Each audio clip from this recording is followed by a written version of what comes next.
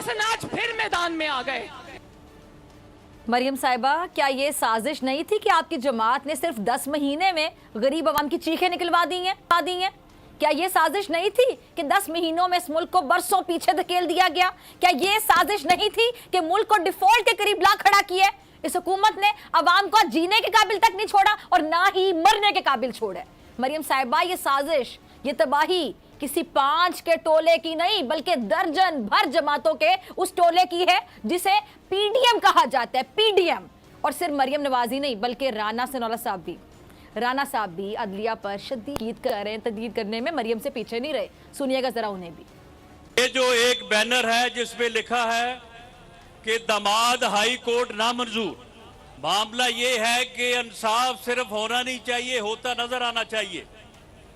अगर अदालतें जो हैं वो एक फर्दे वाहद का 4-4 दिन इंतजार करेंगी और उसे कहेंगी कि जनाब आप तशरीफ ले आए, और वो कहे कि जी आज मैं 11 बजे आऊंगा, उसके बाद कहे मैं 5 बजे आऊंगा, उसके बाद कहे कि मैं 9 बजे आऊंगा, उसके बाद कहे कि जी मैं अब कल आऊंगा, और उसका जो है वो इंतजार हो, तो फिर ऐसे ही नारे जो हैं ये ना सिर्फ बैनरों पे लिखे आपको मिलेंगे बल्कि ये फिर आवाम के अंदर ये जो बात आवाम के जहनों में जाएगी वो इस मुल्क में इंसाफ के बोल को बाला नहीं करेगी।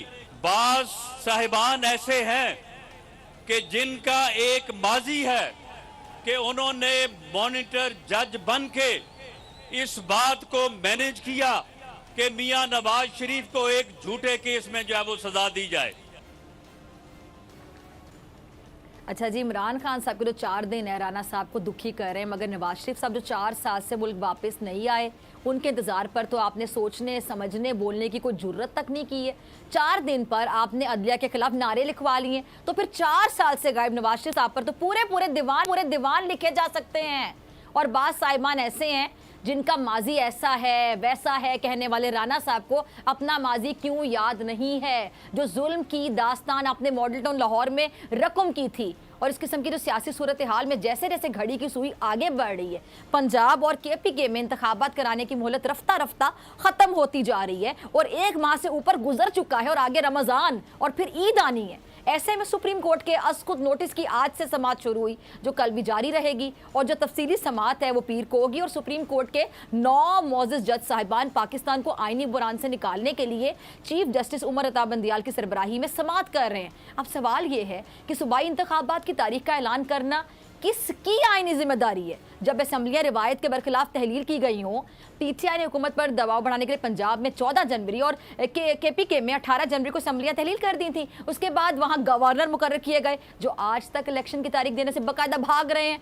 और सदर ममलिकत उन्होंने इलेक्शन कमीशन को मुशावरत के लिए बुलाया मगर कोई आया ही नहीं। अब इसके बाद सदर ने पीर के रोज़ अपना आईनी इख्तियार इस्तेमाल करते हुए 9 अप्रैल को इंतखाबात कराने की हिदायत दी, जिस पर वज़ीर आज़म मोहम्मद शहबाज शरीफ साहब ने रद्द-ए-अमल देते हुए कहा कि सदर ममलिकत ने गैर आईनी हरकत की है, इलेक्शन की तारीख देना तो उनका इख्तियार ही नहीं है और मजम्मती खत भी भेजूंगा।